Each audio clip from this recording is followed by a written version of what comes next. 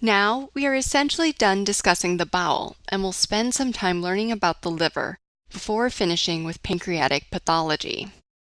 First, let's go over this diagram showing all the sequelae of cirrhosis. Portal hypertension is a more broad category of which cirrhosis is one possible cause. Cirrho is the Greek term for tawny yellow. Tawny yellow describes the color of jaundice. Cirrhosis is the technical term for diffuse fibrosis of the liver, where the normal architecture has been destroyed. There is some amount of nodular regeneration, and cirrhosis has been described by some as being either micronodular or macronodular, which may have some prognostic significance. Micronodular cirrhosis is due to metabolic insults, which include alcohol, hemochromatosis, and Wilson's disease. Macronodular is from significant liver injury, such as post-infectious or drug-induced hepatitis. The macronodular forms demonstrate a higher risk of HCC, or hepatocellular carcinoma. As we've discussed in detail before, portal hypertension can be relieved by a variety of different portosystemic anastomoses. Now, let's take a look at the effects of cirrhosis on the rest of the body. There are a lot, and they are all related to the failure of the liver to carry out its intended functions. We can divide these into the effects of portal hypertension and the effects of liver cell failure. As you can tell, the liver is a critical organ with many functions, and destroying it through cirrhosis is devastating.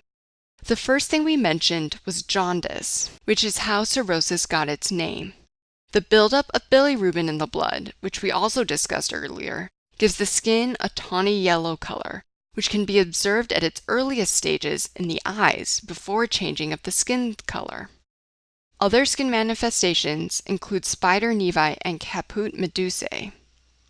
As a review, what vessels anastomose to form the caput medusae? It's the paraumbilical and the superficial and inferior epigastrics. Now we'll go head to toe for some of the other effects. Decompensated cirrhosis can put patients into a coma. Scleral icterus is the technical term for the jaundice of the eyes, which we already discussed. Fetor hepaticus is a foul smell to the breath that may be apparent in late stages. Gynecomastia and testicular atrophy due to the increased estrogens, and ankle edema. A physical exam finding you may elicit is asterixis, or the liver flap. Lab findings would include anemia and bleeding tendencies, specifically a decrease in prothrombin and clotting factors, all important things that are made by the liver. Lastly, we'll mention the effects of portal hypertension, which you are already familiar with.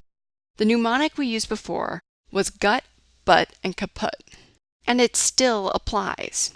You can have esophageal varices, hemorrhoids, and caput medusae. Additionally, patients develop peptic ulcers, splenomegaly, ascites, and gastropathy. Truly, there are many painful consequences to cirrhosis. Next, let's go over some of the important blood labs in liver and pancreas pathology. These are important both for the boards and for the clinics. Alkaline phosphatase, or ALP, rises in obstructive liver diseases such as hepatocellular carcinoma or bile duct disorders. However, it is also elevated in bone diseases, so it is not uniformly specific. Quick review: ALP is a byproduct of osteoblast activity which builds bone. Hence, in Paget's disease, which has excessive breakdown and formation of bone, ALP is elevated. Okay, let's come back to GI. The two aminotransferases, AST and ALT, are used to differentiate viral and alcoholic hepatitis. In viral hepatitis, the ALT level is higher than the AST level, and in alcoholic hepatitis, the AST level is greater than the ALT. AST elevations are also seen in myocardial infarctions. While these rules are generally true, there can be instances in which they are not. A good way to remember this is that Scotch and tonic increases the AST. Amylase and lipase are both markers for acute pancreatitis, and amylase is also elevated in mums. The amylase in the latter is the one that is secreted usually by your salivary glands as opposed to pancreatic amylase.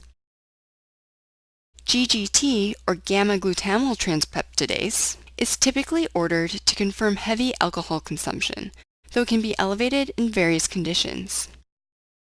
And lastly, ceruloplasmin levels are decreased in Wilson's disease. We'll talk about each of these conditions in more detail and review these lab tests. This is a helpful table to come back to as you review. Rye syndrome is a rare, often fatal childhood hepatoencephalopathy. There are mitochondrial abnormalities in microvesicular fatty liver.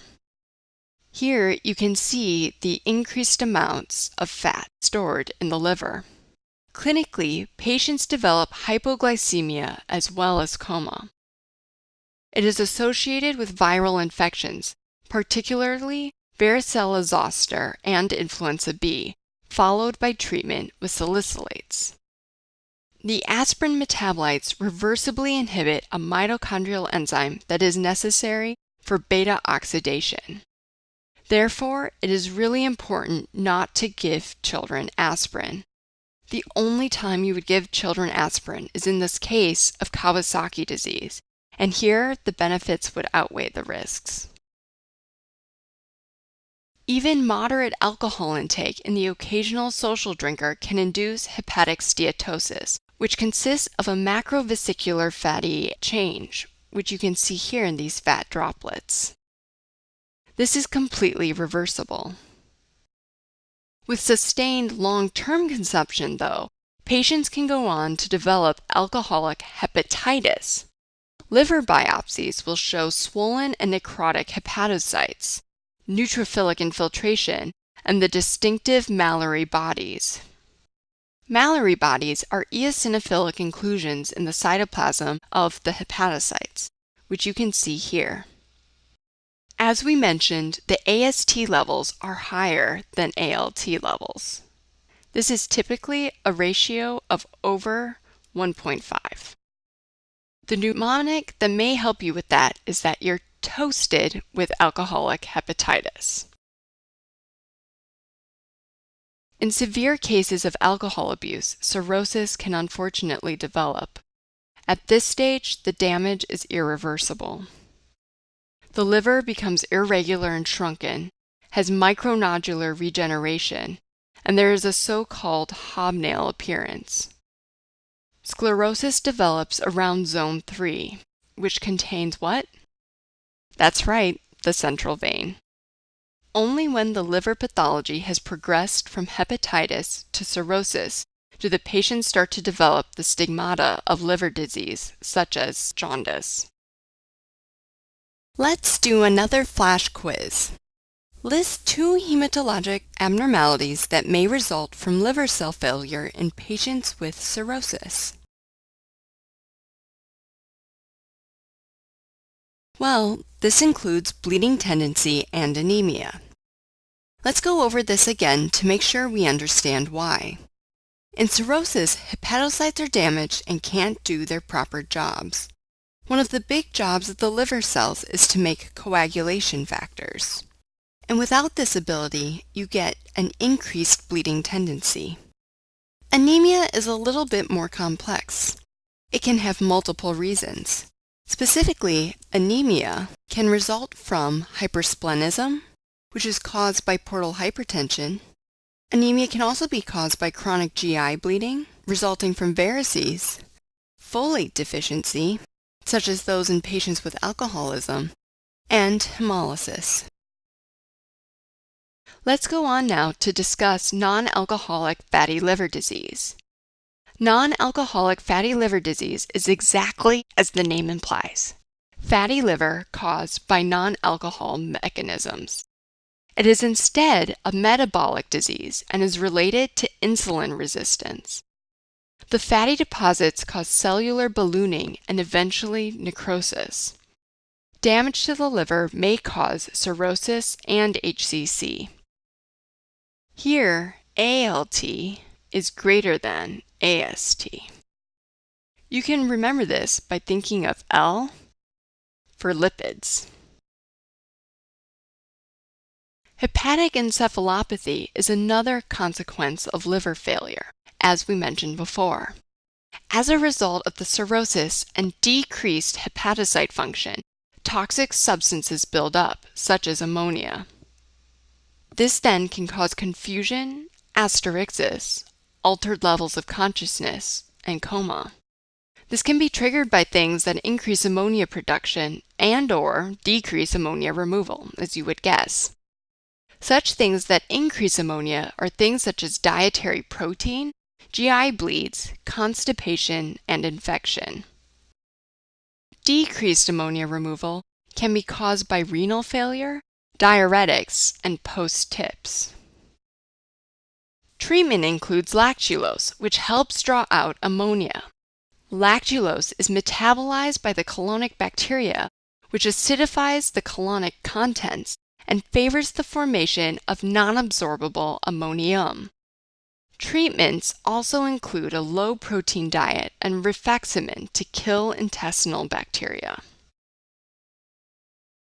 Let's next go on to hepatocellular carcinoma and hepatoma. Liver cancer is a major global health problem. Hepatocellular carcinoma, or HCC, is the most common primary malignant tumor of the liver.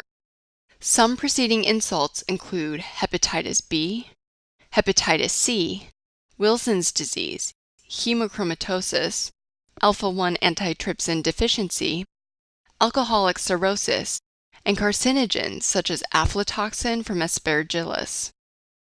The findings in HCC are similar to those in cirrhosis, so what would those be? Well, they are things such as jaundice, hepatomegaly, ascites, polycythemia, and hypoglycemia. HCC spreads hematogenously, and the tumor marker for this cancer is alpha-fetoprotein, or AFP. It can also be diagnosed via ultrasound and contrast CT. HCC can lead to the Budd-Chiari syndrome, which we'll discuss in a moment. Here on CT, we can see a very large HCC. Let's talk about some of the other liver tumors we can also see. Cavernous hemangioma are benign growths of the liver that usually occur in older adults. Since they are vascular structures, they should not be biopsied. If you do get a case about these, you'll usually see these structures enhanced with contrast, since they are very vascular, and they will also show up in patients without any real risk factors for HCC. A hepatic adenoma is a rare benign liver tumor that is associated with oral contraceptive or steroid use. Usually they are asymptomatic and can regress spontaneously, but they do have a risk of bleeding and can also progress into a malignancy. Finally, angiosarcoma is a rare malignant tumor of endothelial origin, and it is associated with exposure to arsenic, polyvinyl chloride, or PVC. Here, the arrow is pointing to an angiosarcoma. Finally, the most common tumors in the liver are those resulting from metastases. The liver has a rich blood supply, so it is a fertile ground for mets, and because of this, you'll see tumors in a vascular distribution.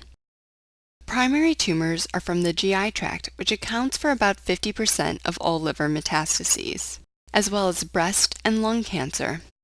Here we can see a liver filled with metastatic tumors that originated from a primary adenocarcinoma of the pancreas. Budd-Chiari syndrome develops upon occlusion of the IVC or hepatic veins. Pathologically, the liver develops centrilobular congestion and necrosis. This can cause nutmeg liver, in which there is a backup of blood into the liver. The name nutmeg liver comes from the gross appearance of the liver, which some people feel looks like a nutmeg. Here we can see a gross pathology section of the nutmeg liver and what a nutmeg looks like. There is definitely a resemblance. From this, congestive liver disease is the result, and findings include hepatomegaly, ascites, abdominal pain, and eventually complete liver failure. Varices can develop, and anastomoses can cause veins in the abdomen and back to stand out. There is no JVD because of the occlusion. Some associations include hypercoagulable states, polycythemia vera, pregnancy, and HCC. Okay, let's do a flash quiz just to review. What liver region becomes congested and necrotic in Budd-Chiari syndrome? That's right, it's the centrilobular region. Okay, next, we're just going to do a brief mention of alpha-1 antitrypsin deficiency.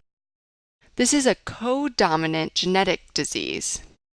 Alpha-1 antitrypsin deficiency results in a misfolded gene product protein that accumulates in the endoplasmic reticulum of hepatocytes. Because the enzyme cannot leave hepatocytes to travel to its usual site of protective action in the lungs, pan-acinar emphysema develops. Liver biopsy will show PAS positive diastase-resistant globules.